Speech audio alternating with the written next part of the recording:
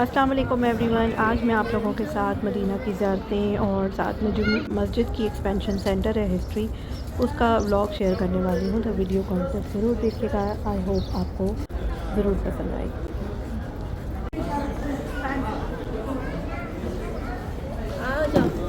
आ जाओ। हाँ।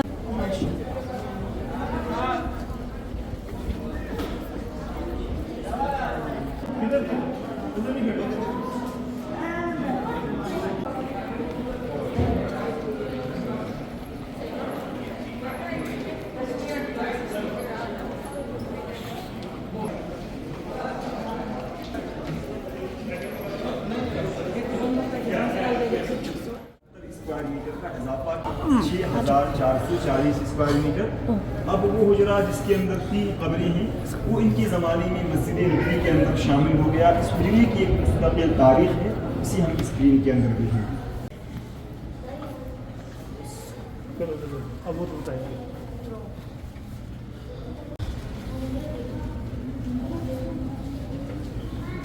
यहाँ पर देखिए हुजरे आयशा रज़ी अल्लाह अन्हा की तारीख की तरह से थोड़ा सा आगे आ जाए, कैमरा बंद कर यहाँ पर कैमरा अलाउ नहीं। तो देखिए हुजरे आयशा रज़ी अल्लाह अन्हा आप सल्लल्लाहु अलैहि वसल्लम की वफ़ात इसी हुजरे के अंदर हुई। यहाँ तदफीन कराई गई। सामने एक पर्दा लगा दिया गया। पर्दे की एक जानिब कब्र मुबारक और दूसरी जानिब अम्मा आयशा रज़ी अल्लाह अन्हा रहा करते थे। उसके बाद सन 13 हिजरी में खलीफा अव्वल सैयदना अबू बकर सिद्दीक़ रज़ी अल्लाह अन्हु का इंतकाल हुआ।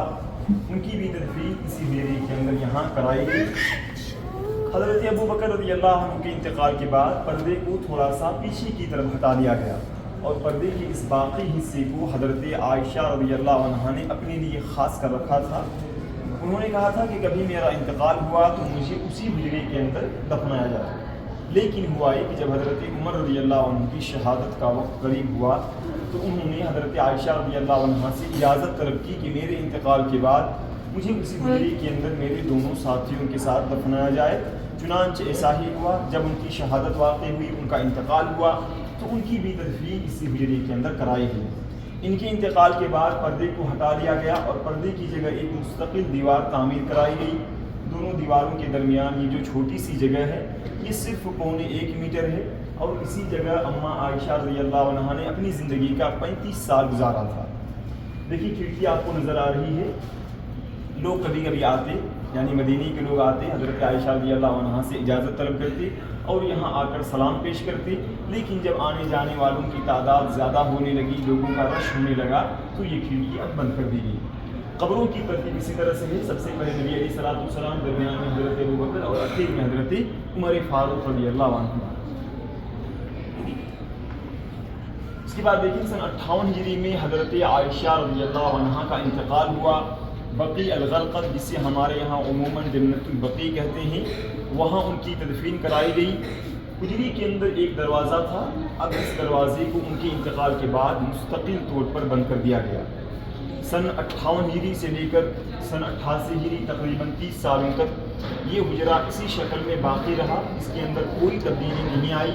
उसके बाद सन 88 हिजरी में वलीद बिन अब्दुल मलिक रहमतुल्लाह अलैहि ने मस्जिद नबवी की तोसी कराई, जिसके नतीजे में वो इलाका मस्जिद नबवी के अंदर शामिल हो गया और इस तरह से उन्होंने नई मस्जिद तामीर की जिसका कुल रकबा था 6440 स्क्वायर मीटर। उन्होंने हुजरे के अंदर जो कच्ची दीवारें थीं, इन दीवारों को तोड़कर यहाँ काले पत्थरों की मजबूत किस्म की दीवारें तामीर कराईं और ये सारा काम उस वक्त के गवर्नर उमर बिन अब्दुल अजीज़ रहमहुल्लाह की निगरानी में हो रहा था। यहाँ के उलमाए किराम का उस वक़्त एक मुत्तफ़िक़ा फ़ैसला था कि आंगन की जगह यहाँ एक इजाफी मुसल्लस दीवार तामीर कराई जाए ताकि आगे चलकर कोई इस हुजरे को क़िबला न समझे और यहाँ खड़े होकर हुजरे की तरफ रुख करके कोई नमाज अदा न कर सके।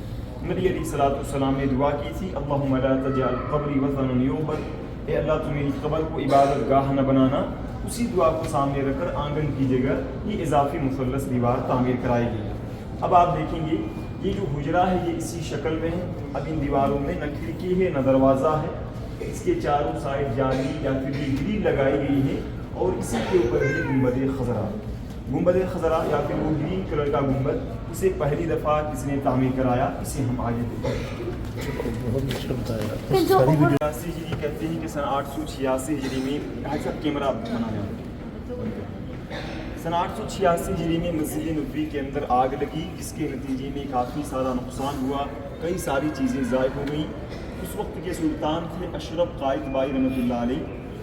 इन्होंने एक मनारे के इजाफे के साथ इस तरह से नई मस्जिद तामीर की और 2 बड़े गुंबद तामीर कराए। इस बड़े गुंबद से पहले यहाँ एक छोटा सा लकड़ी का गुंबद था। सुल्तान कलाउन अस्सालिही रहमतुल्लाह अलैह ने सन 678 हिजरी में उस छत की जगह पहली दफ़ा एक लकड़ी का गुंबद तामीर करवाया था। इस तरह का बड़ा सा सीमेंटेड गुंबद इन्होंने तामीर करवाया सन 886 हिजरी में। उसके बाद यहाँ पर देखें,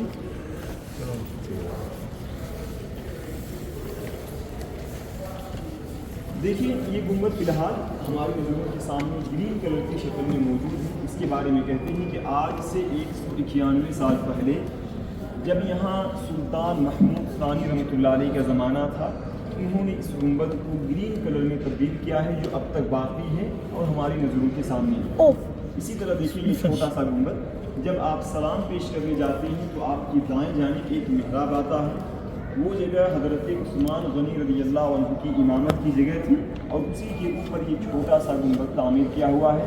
इसीलिए उस मिहराब को कुब्बतुल मिहराब कहते हैं, यानी गुंबदों वाला मिहराब। उसके बाद जब यहाँ सुल्तान अब्दुल मजीद उस्मानी रहमतुल्लाह अलैह का ज़माना आया, इन्होंने इस तरह से तामीरी काम करवाए, नई मस्जिद तामीर की। और ये सल्तनत उस्मानिया के ज़माने में सन 1265 हिजरी में आखिरी काम हुआ था, जिसका कुल रकबा था 10,303 स्क्वायर मीटर।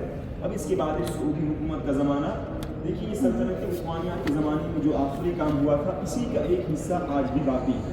इसे हम आगे देखेंगे। मुजस्समे के 2 हिस्से हैं। इसका ये पहला हिस्सा जिसके बारे में आपके सामने अर्ज़ किया गया, ये सल्तनत उस्मानिया के ज़माने में सन 1265 हिजरी में आखिरी काम हुआ था, उसी का एक हिस्सा आज भी बाकी है। ये तकरीबन 180 साल पुराना है। इसका ये दूसरा हिस्सा, जब यहाँ सऊदी हुकूमत कायम हुई तो किंग अब्दुल अजीज़ रहमतुल्लाह अलैह ने 1950 में इसकी शुरुआत कराई और उनके बेटे किंग सऊद रहमतुल्लाह अलैह ने 1955 में इसे मुकम्मल कराया। तो ये सऊदी हुकूमत की तरफ से पहला काम था। तकरीबन ये 6,500 स्क्वायर मीटर पर शामिल है।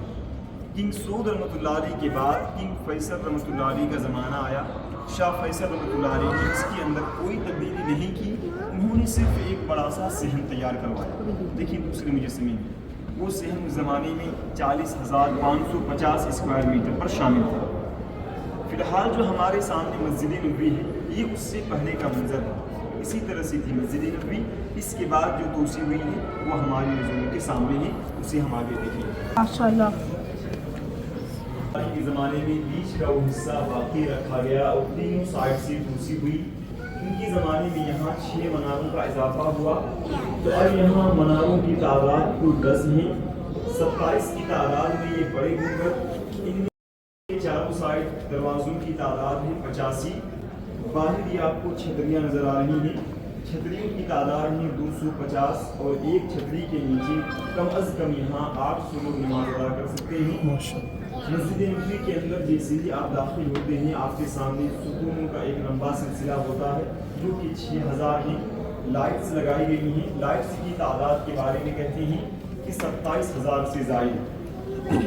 मस्जिद नबवी के नीचे आप ज़रूर गए होंगे, पार्किंग के लिए बड़ा शानदार एरिया है। 4,500 गाड़ियाँ एक साथ रखी जा सकती हैं। हम्मामात का लंबा सिलसिला है जो कि 10,000 हैं। साथ में वज़ू खाने लगाए गए हैं तो कुल 3,000 हैं। मस्जिद नबवी का अब कुल रकबा बताते हैं, मजमूई एरिया 6 लाख स्क्वायर मीटर से ज़्यादा है। मस्जिद नबवी के अंदर बाहर और ऊपर एक साथ यहाँ 12 से 14 लाख मुसल्लियाँ नमाज अदा कर सकते हैं। मस्जिद नबवी के अंदर यानी अंदरूनी हिस्से में 7 या 8 लाख लोगों के लिए गुंजाइश है। 7 या 8 लाख। तो ये आपके सामने थी मौजूदा मस्जिद नबवी की मुकम्मल तफसील। इलाके में यानी शुमालियात के सारे होटल्स तोड़ दिए जाएंगे और मस्जिद नबवी का रकबा आज से तकरीबन 2 गुना बड़ा होगा, जिसमें 2 से 2.5 मिलियन यानी 20 से 25 लाख मुसल्लियान एक साथ नमाज अदा कर सकेंगे इंशाअल्लाह। अब चलिए आगे देखिए।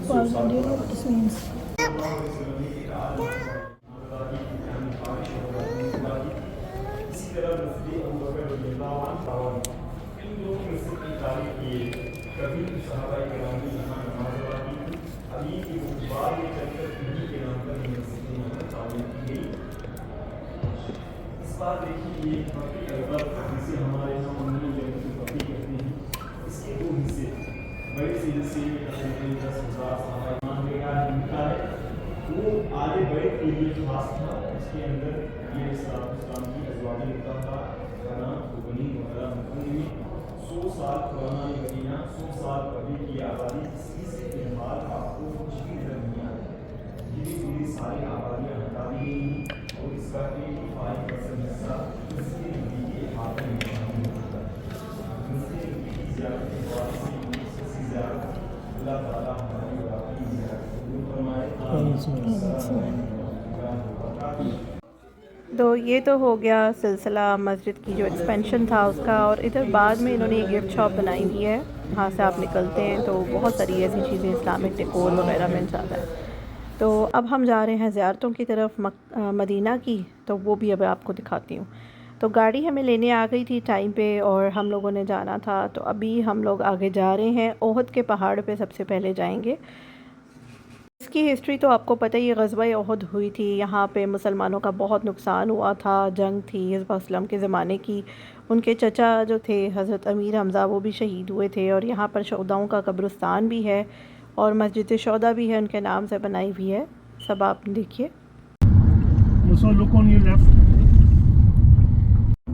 ये ओहद है ना, और अब वहाँ पे मस्जिद शोहदा है ओहद के पास।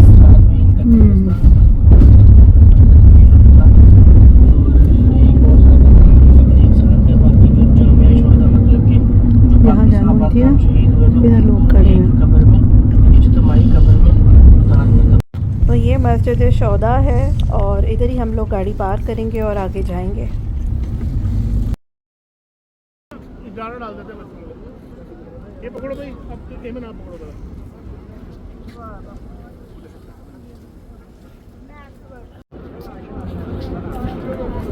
चलो भाई आओ, मसूद है ना, इनसे कहते हैं दाना डालें।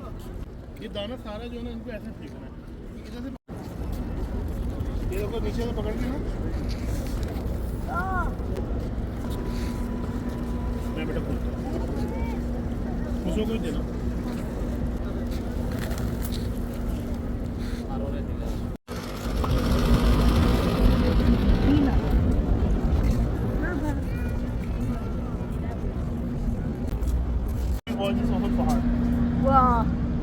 तो ये है ओहद का पहाड़, लोग ऊपर तक जा रहे हैं। यहाँ पे जंग हुई थी, इसकी हिस्ट्री सारी आप लोगों को पता ही है, इस्लामिक बुक्स में भी बच्चों को पढ़ाया जाता है। तो अभी हम लोग इधर जा रहे हैं, ऊपर तो नहीं जाएंगे लेकिन थोड़ा बहुत मैं अपनी वीडियो में कवर कर रही हूँ इसको। उसकी स्पेलिंग क्या होती है?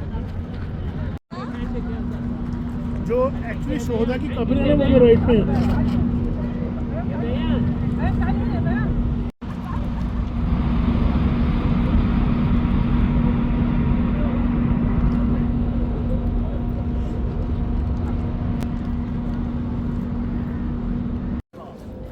ओहद का पहाड़ तो आपने देख ही लिया। तो अब हम जा रहे हैं शोहदाओं का जो कब्रिस्तान है, साथ ही है जहाँ पर जितने भी शहीद हुए थे सबको दफन कर दिया गया था वहाँ पर।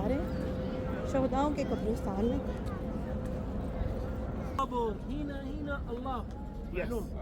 अल्लाह को पता है बेटा, ये बस एक निशानी है।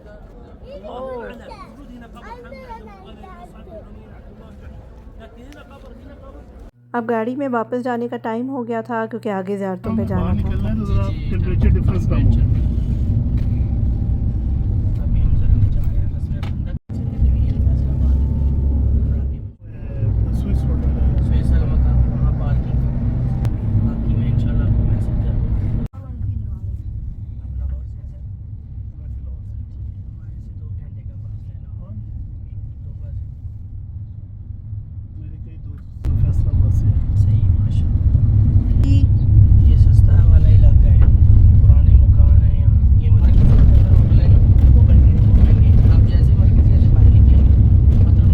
ये ग़ज़वा खंदक वाले एरिया में है, सर नई बना दी, मतलब के लोग आए और इबादत करें। यहाँ पे जंग हुई थी खंदक। तो ये एग्जैक्टली वैसा नहीं है, लेकिन हाँ जो कुछ पार्ट आप देख रहे हैं वो वैसे ही है।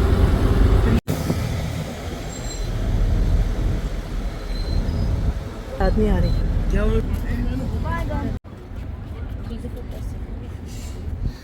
चलो आ जाओ।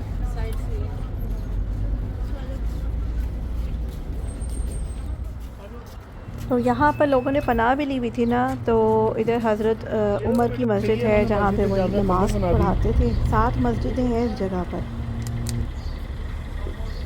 चलो बस, ये वो कह रहे थे हज़रत उमर की है।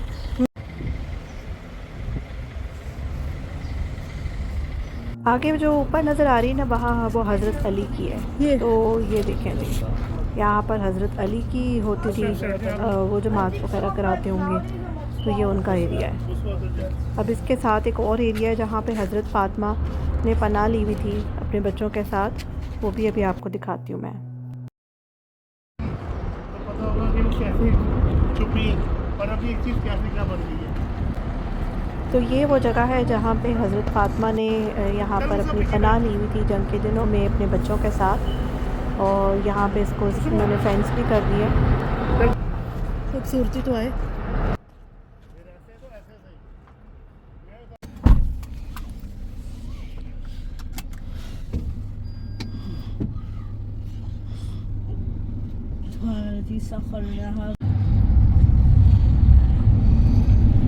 लेकिन फिर उन्होंने इंट्रोडक्शन, वो कहते थे आपने अपना दीन तो हमारे ही किबला की तरफ, मतलब कि नमाज, तो हुजूर सल्लम डेली दुआ किया करते थे अल्लाह ताला की बारगाह में आसमान की तरफ हाथ उठा के। तो एक दिन ज़ोहर की नमाज का वक़्त था, हुजूर सल्लम और सहाबा किराम नमाज पढ़ रहे थे, तो अल्लाह ताला की तरफ से हुक्म हुआ कि आप अपनी डायरेक्शन चेंज कर लें खाना काबा की तरफ।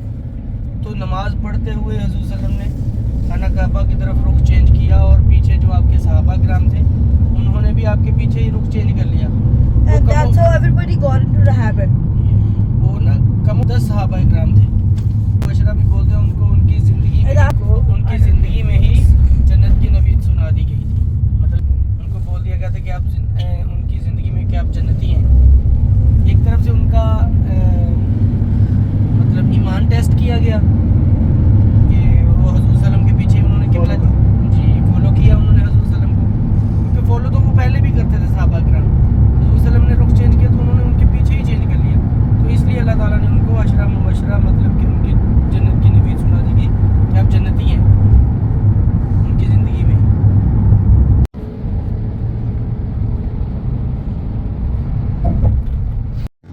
ये थोड़ा पॉश एरिया है, यहाँ पे मुख्तलिफ आपको रेस्टोरेंट्स वगैरह भी मिलेंगे। बड़ा खूबसूरत सा बना हुआ था।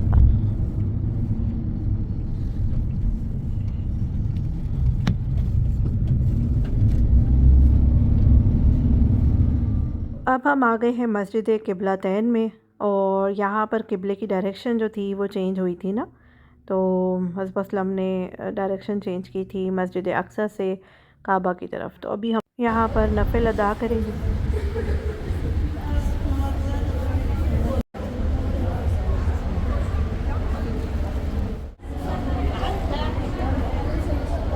बस में एग्जाम्पल है 50 बंदा आता है, तो आप कैलकुलेट कर लें कि कितनी बसें होंगी। अब हम जा रहे हैं मस्जिद कुबा, और यहाँ पर कहते हैं कि आप जब नफिल अदा करते हैं ना तो आपको पूरे उम्रे का सवाब मिलता है।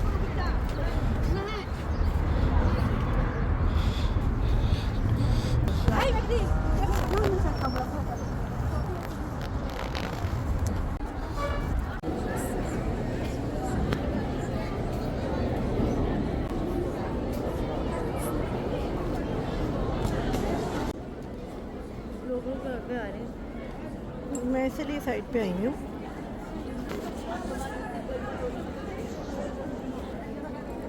रश काफ़ी है यहाँ पर, क्योंकि आगे उम्रे बंद होने वाले, हज की फ़्लाइट शुरू हो जाएंगी, तो बहुत से लोग अभी आए हुए हैं उम्रों के लिए। बहुत रश है यहाँ पर। अब हम लोग गाड़ी से ही वो बाग देखेंगे जो हज़रत सलमान फ़ारसी का कहते हैं इसको, उनको आज़ाद करने के लिए इस वक्त हमने यहाँ पर दरख्त लगाए थे। खजूरों के बाग में सोचा मुझे 10-12 साल लग जाएंगे, पौधा लगेगा, फिर फल लगेगा, फिर आज़ाद करूँगा। हुजूर सल्लम ने सहाबा किराम को बोला कि जाओ जाकर खरीदे, मतलब कि वो पौधे लगाने के लिए खोदे।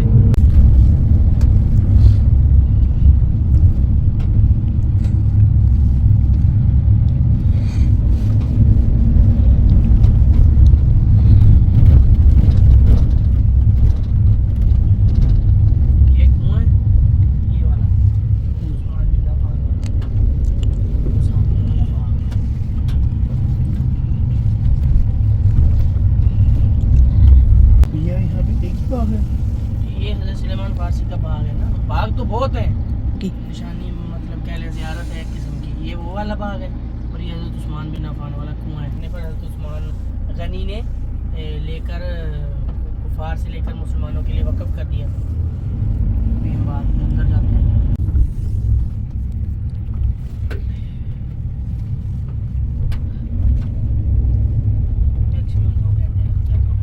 अब देखिए वो मस्जिद जो हज़रत बिलाल की याद उनकी में याद बनाई में गई। बेटा बेस्ट अजान, उनकी अजान और जो थी one of the best one. उनका आवाज तो बहुत ये घर नहीं है, वो सुबह घर अलग था, वो मस्जिद बन गई है, ये वैसे है। उनके नाम पे प्रॉपर्टी है। अभी भी कागजात में बैंक में हज़रत उस्मान बिन अफ़ान मतलब हज़रत उस्मान गनी के नाम से जो है ना, ये उन्हीं के नाम पे अभी भी बैंक अकाउंट भी है। उन्हीं के अकाउंट में ये सारा मुआवजा जाता है, होटल का जितना भी है। वो तो एक तरह का नाम है। ज़्यारतें 2.5 घंटे में कंप्लीट हो गई थी। तो आई होप मेरा आज का ब्लॉग आपको अच्छा लगा होगा। इंशाल्लाह फिर मिलते हैं अगली वीडियो में। दुआ में याद रखिए। अल्लाह हाफिज़ and thanks for watching my video.